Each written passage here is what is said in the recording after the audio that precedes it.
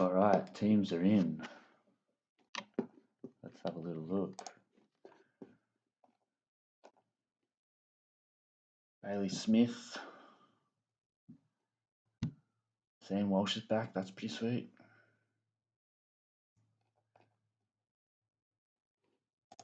Jake Lloyd's back. What a headache that was. Eddie McCartan looking pretty good. Sam DeConning, almost a loophole, but like there's no one to loophole, so that sucks. Saligo admitted it's all good. We've got a loophole. Excellent. See you, mate. You're a good pick.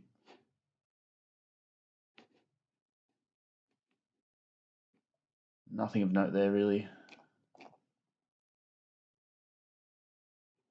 Nick Martin, 3 loopholes. That's what you need, actually. That's how you like to start round 2.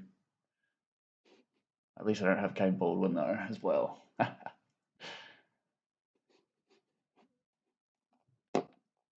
Mr. Lemon with that one. Jared Berry's playing. That was the important one. That's really all I came here to have a look at, pretty much. I don't think anything else matters. Jackson Mead, ouch. Josh Sin. Maybe if Berry was out, he could come in handy. If you wanted to like double trade and do some sweet shit, get Lockie Neal stuff.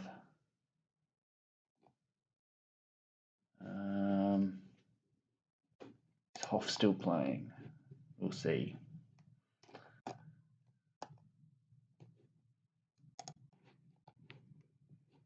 Lockie Whitfield, he needs to fucking pick his act up. I'm worried about him.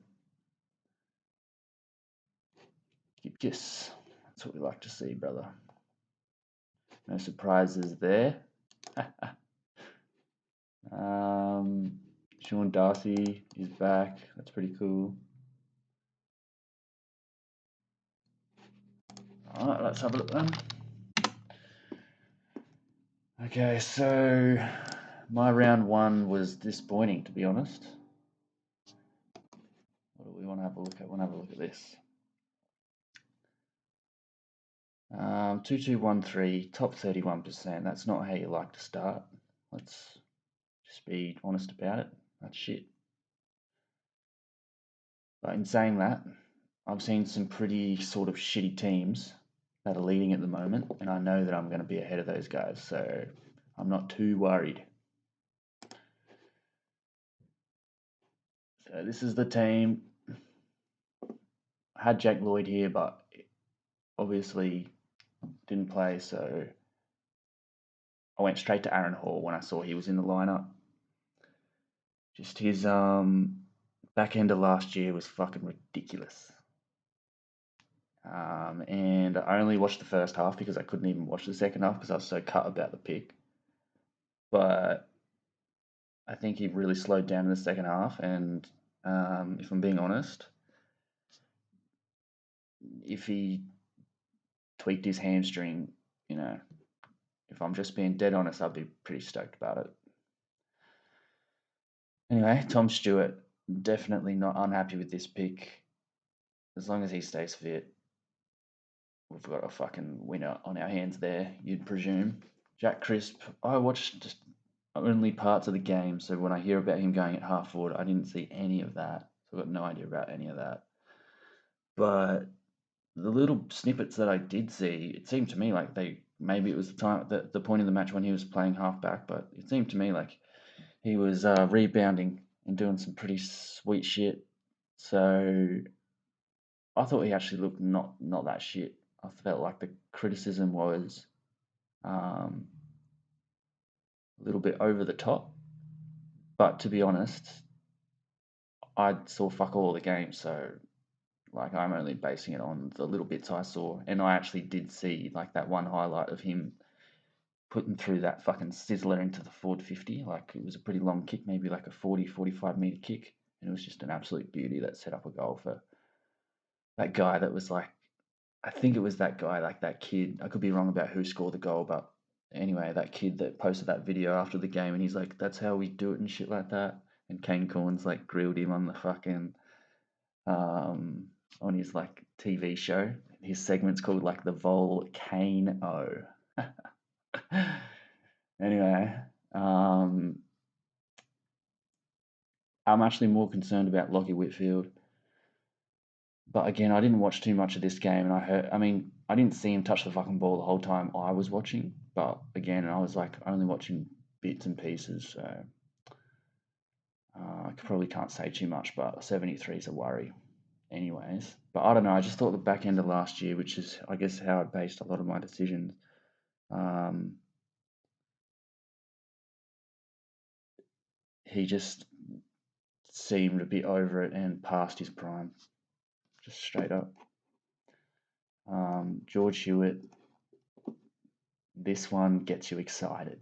Start thinking, fuck, have I absolutely crushed it with the George Hewitt pick? Because overall, like 32%, it's a lot, but it's still like a pretty big differentiator, compared to a fucking, I don't know, Jack McRae, what's he, 49? I mean, it's a significant difference. So he's more important. If he can do well, and he's fucking cost $3.99, that puts you in a really great position if you have a decent team. Whatever. This is just rookie roulette. I think I did pretty well. Lost 6 points only, so that's pretty sweet. This week I'm probably going to go with Hinge. Oh, sorry, fucking Gibcus. I just heard, I think one of the commentators said that he's like a really good intercept marker. And obviously, if he can get that going a little bit, then that would be pretty sweet for Supercoach. McCartan just saw bits and pieces, but thought he looked fucking pretty sweet. Got kick-ins, I think. McRae, what an animal. I accidentally had I should put it the way it was when I went into the fucking round there. I did not have Jack Hayes, otherwise I would have done really well. So I didn't do well, really. I'm pretty disappointed with how I went, but I did beat Supercoach Mama. So she fucking won it last year, so she must like have insane skill. So if I beat her, then I'm not that cut about it, I must have done, fucking about as good as 30% or some shit. Anyway, I actually had captaincy on McRae. In the end, I don't know if there was a loophole at all last week, so I guess I just fucking nailed it. But I didn't want to do that. I wanted to have VC on McRae, just in case some shit went down. Then it makes sense to have another option. Anyway, fucking he did sick. Jack Steele, whatever. Didn't see much of the game. Took Miller's an absolute animal. Fucking Ironman training or some shit. He's an absolute beast. Oliver got, I think it was literally 7 free kicks against or 8 free kicks against. And I mean, what? 7 times 4 is fucking 28. So you could fucking add 28 points to that score, and suddenly he had a pretty fucking good game. So not worried about him playing Gold Coast this week. So he's my captain, and Jack McRae first up. So this is the fixing of the mistake that I made in the first round. Got the VC on McRae, captaining Oliver against Gold Coast. I'm not sure if it was against Gold Coast. If I'm remembering correctly, I think he might have like broke the record for contested possessions in a game, but it might have been like for a Melbourne player. Matt Rao, this one isn't one sort of like George Hewitt, except everyone fucking has him, 51%. So a little bit less helpful. You want to do really, really well on the ones that that other people own the least of, but still fucking awesome. Super stoked with this pick. I mean, if you based your decision on the back end of last season, like I said, then you wouldn't fucking pick this guy. So I was a little concerned about it. But fuck, super stoked with it now. And pretty much no matter what happens from here on in, I'm so happy with the decision. Jared Berry just had like a super shit second half, had a good first half, but honestly, I didn't watch the game because Lockie Neal, um, I've got two massive issues with my team. And the first one is fucking not having Lockie Neal. Everyone's saying he's a motherfucking lock. I mean, let's see, what is Lockie Neal like in percentages? Must be probably more than Rao, I would presume. He's 53.7%. Fuck, I can't believe almost the same amount of people have Rao as Lockie Neal. Fucking hell. He's the most owned. Fuck, Josh Ward ended up getting to 62%.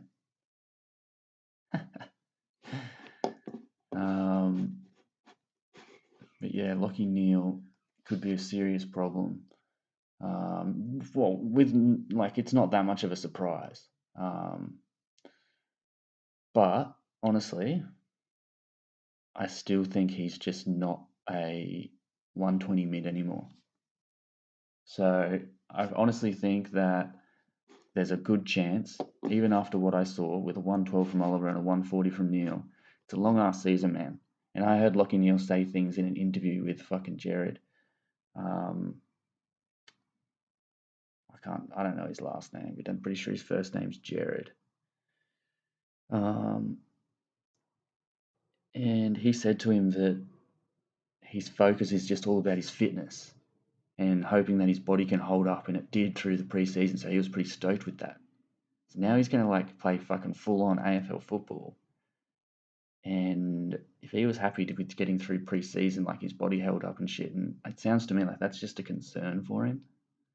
And it's a long ass season, so how many games can you back that shit up if you have, niggles and shit like that? So obviously I'm looking at this through fucking rose-colored glasses, but he looked fucking good, and when you think about the run that he has, it's a fucking concern, man.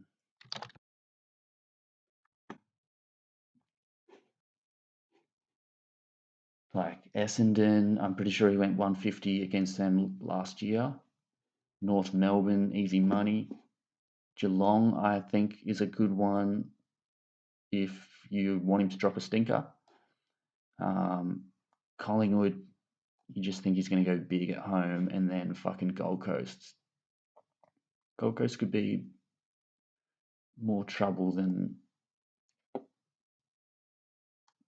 what you might imagine, but round 6, maybe they're usually over it by then, aren't they? So,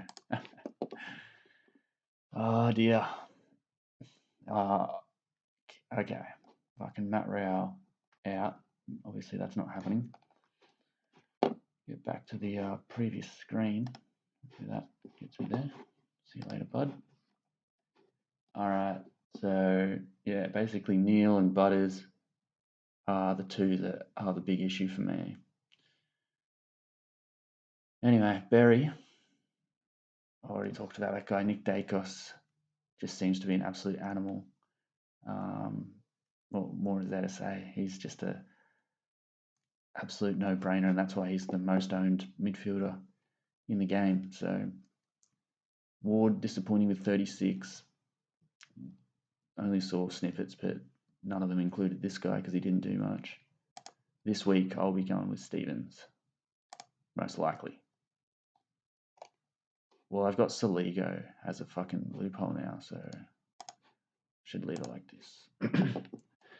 And I would always go Ward over McDonald. Like, yeah, this guy has a big game in him, so let's hope it comes. But doubt it's going to come against Port Adelaide at the Adelaide Oval. But that would be incredible if it does. So wish him the best. Saligo's been dropped because he's shit, and McDonald's probably kept his place Has he? Hope so. Not sure. I didn't really notice him. I hope he has. Not sure about Dixon either. Didn't take much notice of that. Should have. Gawn and Grundy, no worries. I'm not concerned about Gawn at all. Anyone that chose Darcy and loopholed Hayes, I wish I was you, but like you got so lucky.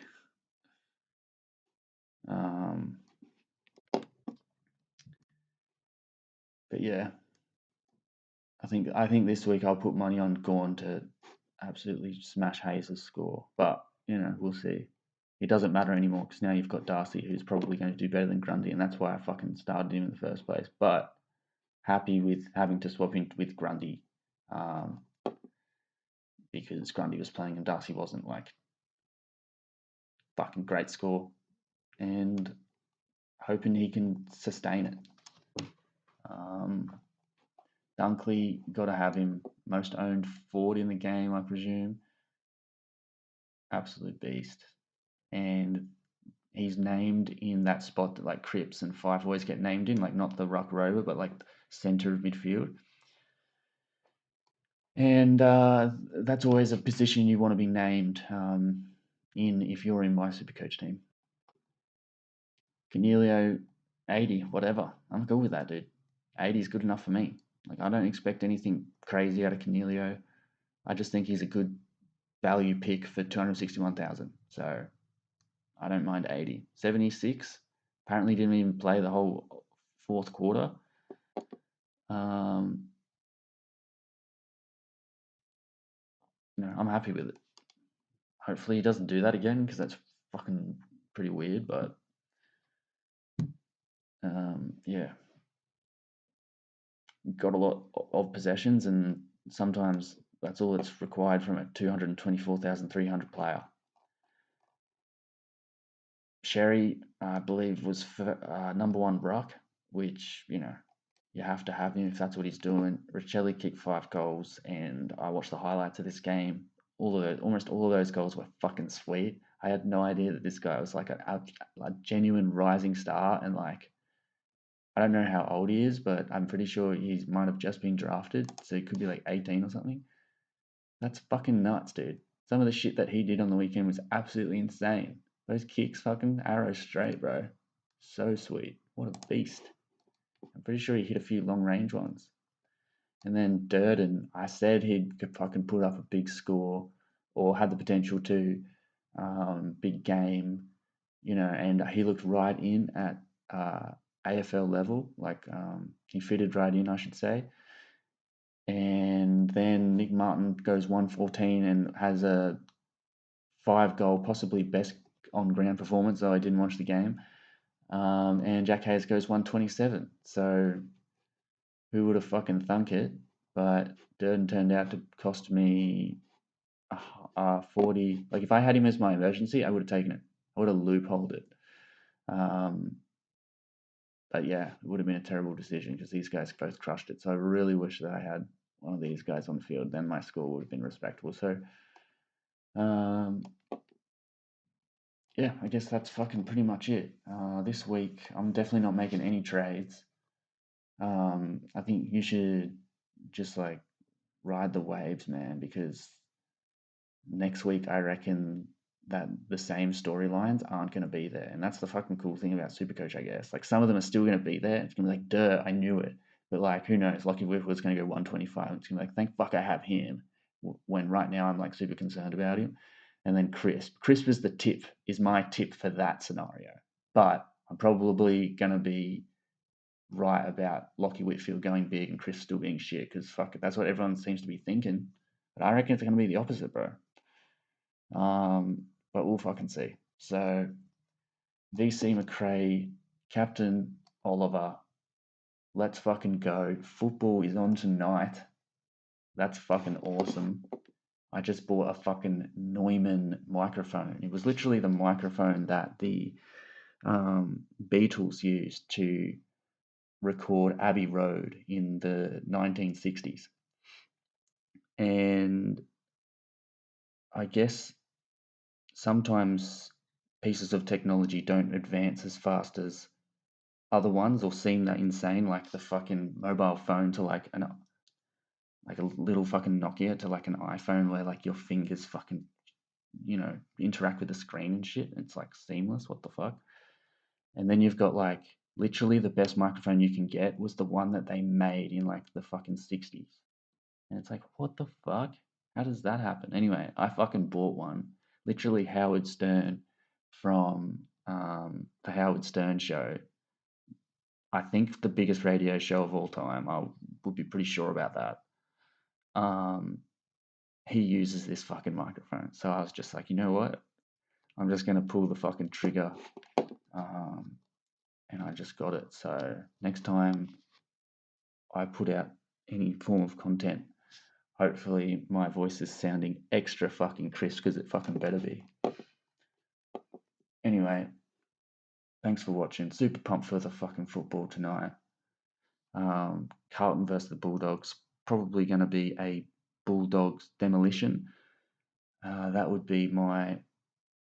I must imagine that the Bulldogs are strong favourites, but Michael Voss coming to Carlton, hopefully his influence remains. It seemed to be there last week, but we're just going to have to wait and find out. And sometimes the Bulldogs can be pretty ruthless.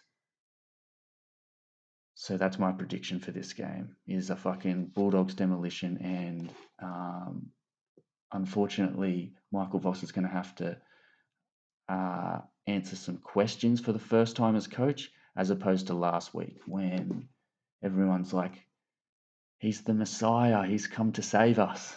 And he's feeling pretty high and mighty, I can only imagine. I nevertheless wish him all the best. What a fucking legend Michael Voss is. So, all in all, I hope Carlton win and cause the upset because that would be the fucking most entertaining shit. So, let's fucking go Carlton. And hopefully, Cripps can be at the center of that, even though I don't have him in Supercoach.